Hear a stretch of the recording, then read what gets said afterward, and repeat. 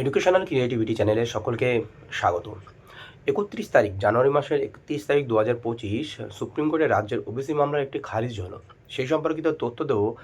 কোন মামলা খারিজ হলো, কী পরিপ্রেক্ষিতে খারিজ হলো, মানে এই সমস্ত কোর্ট অর্ডার কপি সহ বিস্তারিত আপনাদেরকে আমি জানাবো। আপনারা জানেন যে রাজ্য সরকারের মূল মামলা রয়েছে 18ই ফেব্রুয়ারি। রাজ্য সরকার কলকাতা হাইকোর্টের 2024-22 মে জাস্টিস তপব্রত চক্রবর্তী ও জাস্টিস রাজাশেখর মান্তার বেঞ্চের যে ডিভিশন বেঞ্চের যে 2010 সালের পর ইস্যু হওয়া সমস্ত ওবিসি সার্টিফিকেট বাতিল, সেই মামলা খারিজ হওয়ার পর রাজ্য সরকার সুপ্রিম কোর্টে আপিল করে।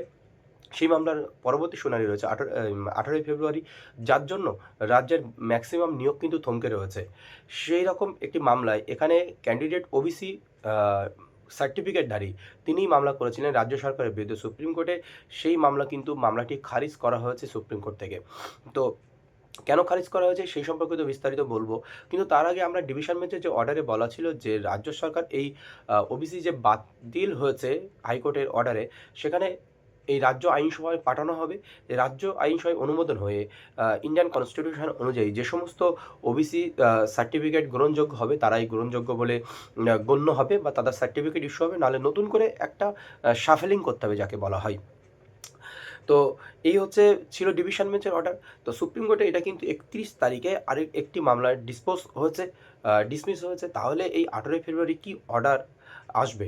এখানে বলেছে যে সুপ্রিম কোর্ট যে আমরা এই হাইকোর্টের রায়ের উপরে কোনো হস্তক্ষেপ করতে চাই না। তাহলে কি হাইকোর্টের রায় থেকে যাবে সুপ্রিম কোর্টে? তাহলে কি এই ওবিসি সার্টিফিকেট সব বাতিল হয়ে যাবে? আবার রিশাফেলিং হবে?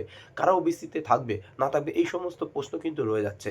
8ই ফেব্রুয়ারি সেটাই নিশ্চিত হবে। কারণ এই ওবিসি সার্টিফিকেট বাতিল হয়ে গেলে কিন্তু অনেক সমস্যায় পড়তে হবে যারা ওবিসি ডিগ্রিধারী অনেকেই আছে। কিন্তু যারা রিক্রুটমেন্টের সঙ্গে অলরেডি যুক্ত হয়ে গেছে, বা চলতি রিক্রুটমেন্ট, বা তারা এর এফেক্ট নিয়ে চাকরি পেয়ে গেছে, বা কোনো অনগোয়িং প্রসেসিং আছে, তাদের জন্য কিন্তু এখানে কোনো সমস্যা নেই। সেই তথ্য কিন্তু প্রমাণও আপনাদেরকে দিয়েছিলাম। চলুন আমরা সুপ্রিম কোর্ট যে অর্ডারটি দিয়েছে 31 তারিখ, জাস্টিস গাভাই এবং অগাস্টিন জাস্টিস এই বেঞ্চে, তো সেই অর্ডার কপিটি আমরা একটু দেখে নিই ম্যাটারটি কী ছিল।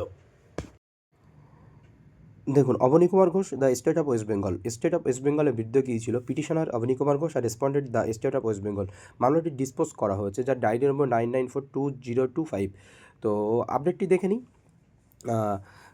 Honourable justice B R. Gavai and honourable mister justice Augustine George Masih dispose করা হয়েছে।